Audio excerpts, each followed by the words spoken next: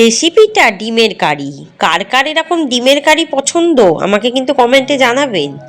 নমস্কার বন্ধুরা, মাই simple lifestyle ব্লগে স্বাগত জানাই। দেখে নিন আজকের এই রেসিপিটি কি কি মশলা দিয়েছি সেটাও দেখাবো টেস্টি করার জন্য।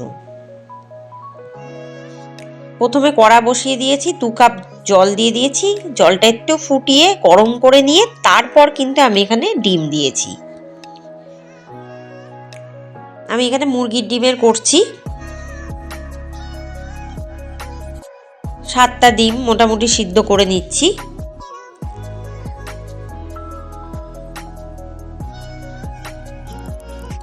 ডিমটা খুব ভালো মতো সেদ্ধ করে নিতে হবে। তারপরে খোসা ছাড়ানোর জন্য ঠান্ডা জলে ফেলে দেবেন, তাহলে দেখবেন খুব তাড়াতাড়ি খোসা ছেড়ে যাবে,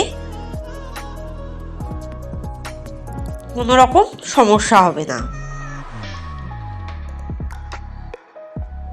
ডিমের খোসাটা আমি ছাড়িয়ে নিচ্ছি, ততক্ষণ দেখে নিন আমি কি কি মশলা দিচ্ছি ব্যবহার করছি। এখানে 2টো টমেটো,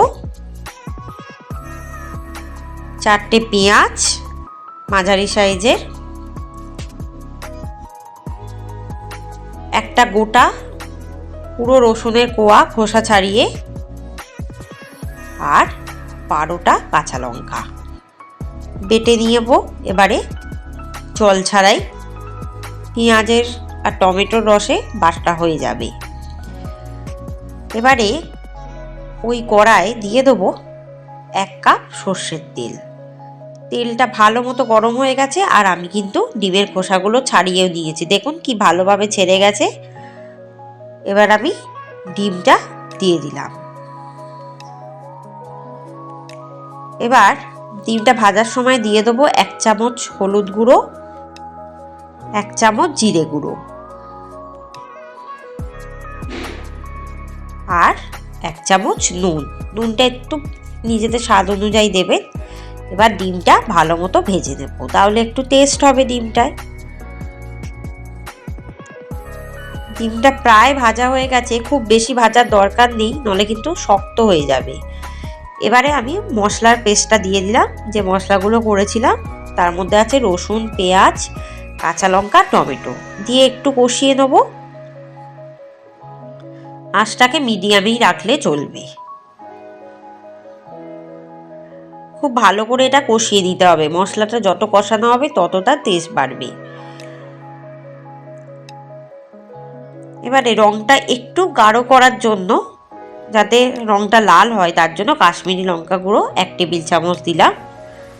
একটু রংটা লাল লাল হলে খেতেও বেশ ভালো লাগে, তাই দিলাম। আপনারা চাইলে দিতেও পারেন, আবার নাও দিতে পারেন, কোনো অসুবিধা নেই এতে। আর দিয়ে দেবো 1 চামচ চিনি, একটু স্বাদের জন্য দিলাম, আর পরিমাণ মতো ধনেপাতা কুচি দিয়ে এবার খুব ভালো মতো এটাকে আমি কষিয়ে নেব। এই মশলাটা যত বেশি ডিমের সাথে কষানো হবে তার স্বাদ কিন্তু ততটাই বাড়বে।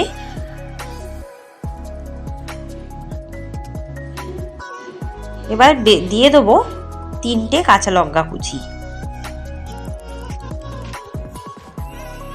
মনে করেন যদি ঝাল হয়ে যাচ্ছে তাহলে কাঁচা লঙ্কা কুচি অ্যাভয়েডও করতে পারি, তবে কাঁচা লঙ্কার গন্ধটা থাকলে বেশি টেস্টি লাগে।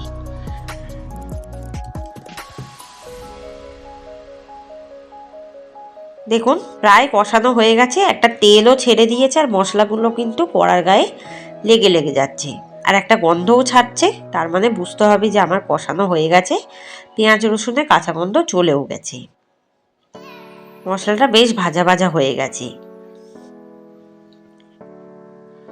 এবারে আমি 1 কাপ মতো জল দেব, ছোট কাপের 1 কাপ, কারণ এটা একটু মাখা মাখা হবে, তাই খুব বেশি জল আমি দিলাম না।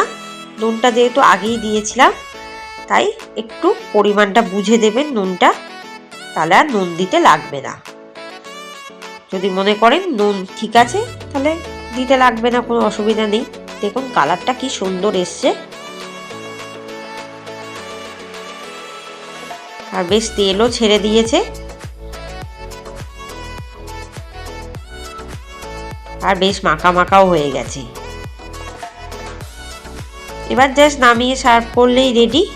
আশা করি রেসিপিটি ভালো লাগবে। ভালো লাগলে কমেন্টে জানাবেন, চ্যানেলটিকে সাবস্ক্রাইব করবেন, বেল আইকনে ক্লিক করবেন, বাড়িতে বানাবেন, খাবেন আর আমাকে জানাবেন। সমস্ত রেসিপি দেখতে থাকবেন, চ্যানেলটিকে শেয়ার করবেন। ওপর থেকে একটু ধনেপাতা কুচি ছড়িয়ে দিলাম যাতে খেতে আরও টেস্টি লাগে। ধন্যবাদ।